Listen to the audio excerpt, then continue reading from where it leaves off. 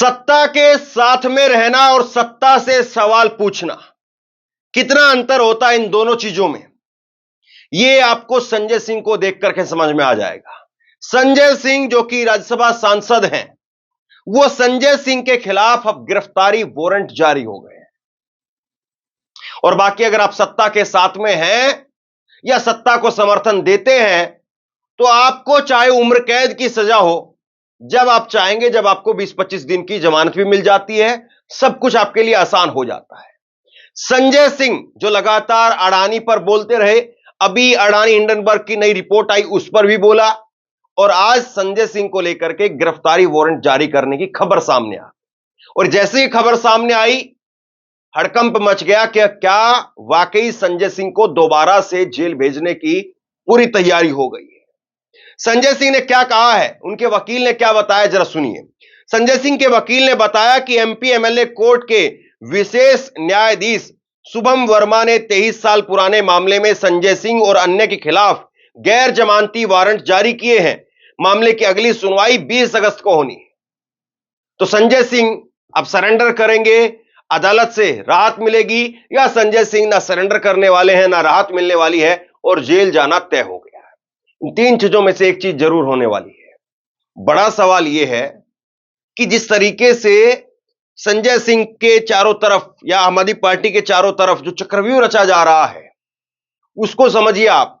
अभी अभी मनीष सिसोदिया बाहर आए हैं, और मनीष सिसोदिया बाहर आए हैं तो फिर जाने की तैयारी हो रही है संजय सिंह। ये आम आदमी पार्टी के अंदर दो तीन नेता जेल के अंदर रखने ही है, ऐसा लग रहा है। सरेंडर नहीं करने पर गैर जमानती वारंट जारी कर दिए गए हैं। मंगलवार को कोर्ट में मजिस्ट्रेट शुभम वर्मा ने मामले में सुनवाई करते हुए आरोपियों के खिलाफ कोर्ट में सरेंडर न करने के कारण गिरफ्तारी वारंट जारी किया था। आरोपियों ने एमपी एमएलए कोर्ट में मजिस्ट्रेट के यहां हुई सजा को सेशन कोर्ट में चुनौती दी थी, जिसे एमपी एमएलए न्यायाधीश एकता वर्मा ने अपील को खारिज कर दिया। दोषियों को 9 अगस्त को एमपी एमएलए मजिस्ट्रेट कोर्ट के अंदर सरेंडर करने का आदेश दिया था।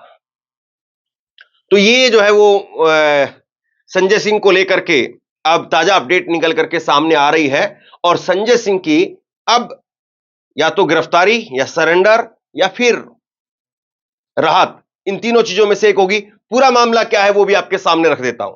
यह मामला नगर कोतवाली क्षेत्र के गबडिया ओवरब्रिज के पास का है, जहां पर 23 वर्ष पूर्व 19 जून 2001 को बिजली, पानी सहित तमाम जन समस्याओं को लेकर के अनूप संडा, संजय सिंह सहित तमाम लोगों ने प्रदर्शन किया था। आरोप है कि इन लोगों ने सड़क जाम करके विरोध जताया। इसके बाद में तत्कालीन नगर कोतवाली के उप निरीक्षक ने इन सभी के खिलाफ केस दर्ज करवा लिया था। बहुत बड़ा मामला जो है सामने आया है संजय सिंह को लेकर के। कितना बड़ा मामला सामने आया है कि इन्होंने बिजली पानी की समस्या को लेकर के प्रदर्शन किया था 2001 में। 23 साल हो गए उस बात को, और 23 साल पुराने मामले को अब निकाल करके ले आए साहब। खैर, अडानी तरह का मामला भी इसी तरीके से आया था निकल करके सामने। राहुल गांधी ने भी खूब पर्चे लहराए थे, और उसके फटाफट 1 महीने बाद में हमने देखा राहुल गांधी खटाखट जो है सदस्यता उनकी चली गई, 2 साल की सजा सुना दी गई। क्या अब संजय सिंह इस बारे में इस कड़ी में अगले नंबर हैं? 23 साल पहले बड़ा एक मामूली सा जो है वो प्रदर्शन हुआ था, और उसको लेकर के उनके ऊपर जो है वो धाराएं लगाई गई उनके खिलाफ, और उसके बाद में संजय सिंह अब इस मामले को लेकर के गिरफ्तारी वारंट उनको लेकर के जारी हो गए। क्या कहा था अडानी को लेकर के संजय सिंह ने अभी हाल के अंदर, सुनते हैं। अडानी के भ्रष्टाचार को उजागर करने की सजा मुझे 6 महीने जेल के रूप में मिली, और आपको याद होगा कि देश की संसद में मैंने नारा लगाया था प्रधानमंत्री जी के सामने कि मोदी अडानी भाई भाई, देश बेच के खाई मलाई। क्योंकि 18 महीने पहले हिंडनबर्ग की एक रिपोर्ट आई, जिससे पूरा देश और पूरी दुनिया अचंभित रह गए। वो रिपोर्ट क्या कह रही थी? वो रिपोर्ट ये कह रही थी कि दुनिया के तमाम घोटालेबाजों को इकट्ठा करके भारत से मनी लॉन्ड्रिंग करके अडानी ने हजारों करोड़ रुपए मॉरिशस में फर्जी कंपनियां बना के चैन चुंग लिंग, नासिर अली, इन लोगों के माध्यम से फर्जी कंपनियां बना के हजारों करोड़ रुपए लगाया और उन्हीं कंपनियों के जरिए गौतम अडानी का भाई विनोद अडानी भारत में शेयर बाजार को बढ़ाने के लिए, अपने कंपनियों के शेयर को बढ़ाने के लिए, अपने कंपनियों के शेयर को ओवर वैल्यू करने के लिए, यानी वास्तविक वैल्यू शेयर की उतनी नहीं है, उसमें फर्जी कंपनियां बना के विदेशों से पैसा लगाया गया और शेयर का दाम बढ़ाया गया।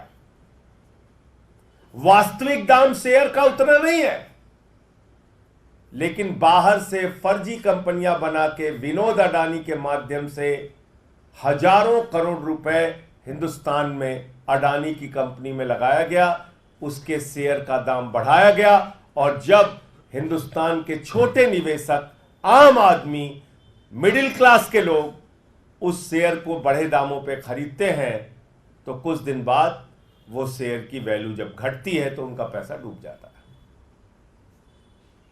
और याद रखिएगा, न्यू पेंशन स्कीम, देश के लाखों कर्मचारियों की पेंशन, एनपीएस, उसका पैसा भी शेयर मार्केट में लगता है। एलआईसी का पैसा भी शेयर मार्केट में लगता है। और अगर वहां यह घपला और घोटाला हो रहा है तो अडानी का पैसा नहीं डूब रहा है, इस देश के आम आदमी का पैसा डूब रहा है। यह सरल भाषा में हमें समझना चाहिए।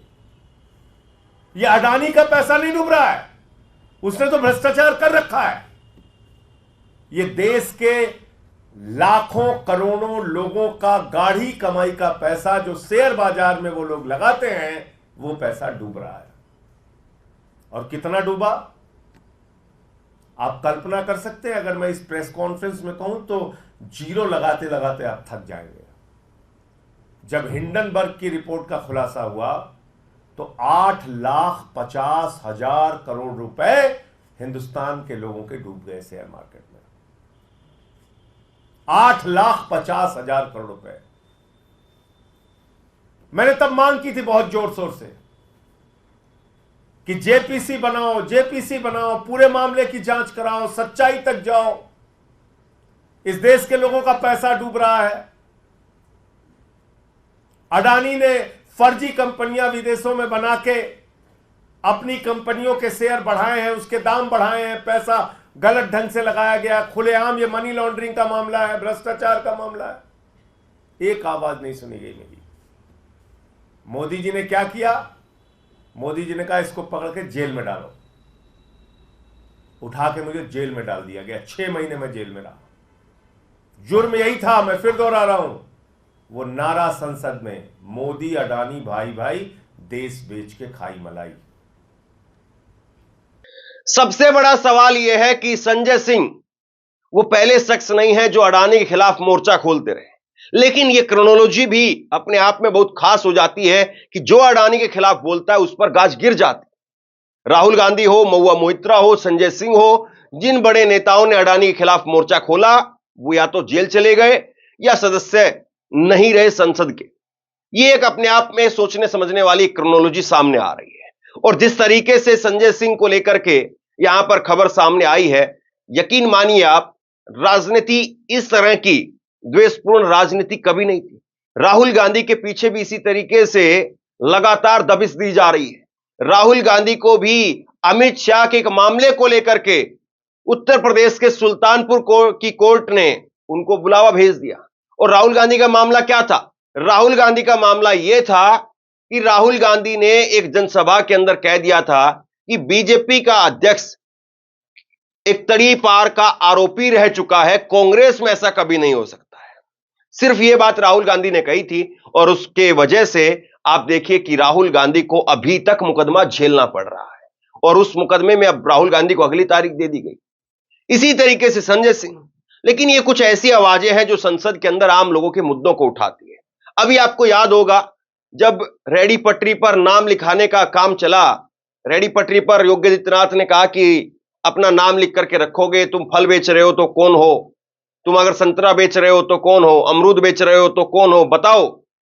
तब संजय सिंह ने कहा था कि अगर नेम प्लेट लगवानी है तो नीरव मोदी के गले में नेम प्लेट लगवाइए, नेम प्लेट लगवानी है तो ललित मोदी के गले में लगवाइए, वो भगोड़े जो भाग गए उनके गले में नेम प्लेट लगाइए। ये छोटे छोटे दिहाड़ीदार मजदूर 200-300 रुपए कमाने वाले, इनके ऊपर नेम प्लेट लगा करके आप क्या दिखाना चाहते हैं? मान्यवर, मैं बड़ी विनम्रता पूर्वक आपके माध्यम से पूछना चाहता हूं, क्या इस देश की अर्थव्यवस्था में रेड़ी पटरी वालों का कोई योगदान नहीं? जो 10 करोड़ रेड़ी पटरी वाले पूरे देश में हैं, उनका कोई योगदान नहीं है क्या मान्यवर? वो भी सरकार को टैक्स भरते हैं। आपकी सरकार उनको भी फूटी आंख से देखना नहीं चाहती। आपने रेड़ी पटरी वालों को कहा अपने नाम के आगे नेम प्लेट लगाओ, अपने नाम के आगे नेम प्लेट लगाओ। हिंदुओं की, मुसलमान, दलितों के पीछे आदिवासी हो, क्या हो ये बताओ। मैं पूछना चाहता हूं, आपके माध्यम से सरकार के कहना चाहता हूं, मान्यवर, अगर नेम प्लेट लगवाना है तो लगवाइए गले में नेम प्लेट। नीरव मोदी के गले में नेम प्लेट लगवाइए कि 20,000 करोड़ रुपए हिंदुस्तान का वो बाकी है, लगवाइए नेम प्लेट। 10,000 करोड़ रुपए विजय माल्या हिंदुस्तान का बाकी है, लगवाइए नेम प्लेट गले में ललित मोदी के कि 3,000 करोड़ रुपए हिंदुस्तान का लूट के भाग गया, लगवाइए नेम प्लेट। मान्यवर, मैं कहना चाहता हूं नितिन संदेशरा के कि वो 6,000 करोड़ रुपए हिंदुस्तान का लूट के भाग गया, लगवाइए नेम प्लेट। अडानी के कि 2.5 लाख करोड़ रुपए का कर्जा आपने एक आदमी को दे रखा है, लगवाइए नेम प्लेट उन पूंजीपतियों को जिन्होंने हिंदुस्तान की बैंकों को खाली करने का काम किया। मान्यवर, मैं तो ये कहना चाह रहा था आपके माध्यम से कि इस तरह के काम देश के अंदर नहीं होने चाहिए। भारत एक धर्मनिरपेक्ष राष्ट्र है और हम जानते हैं अपनी सामाजिक व्यवस्था में, मैं जानता हूं इनके मन में दर्द होगा मान्यवर, अभी चुनाव हारे हैं ये उत्तर प्रदेश में, तो वहां पर अगर कोई बोर्ड लगाएगा जाटव ढाबा, एक सेकंड, जाटव ढाबा कोई लगाएगा, कोई अपने ढाबे के आगे अगर वाल्मीकि ढाबा लिखेगा तो आप लोग उसके यहां खाने नहीं जाओगे। मैं जानता हूं आपकी मानसिकता।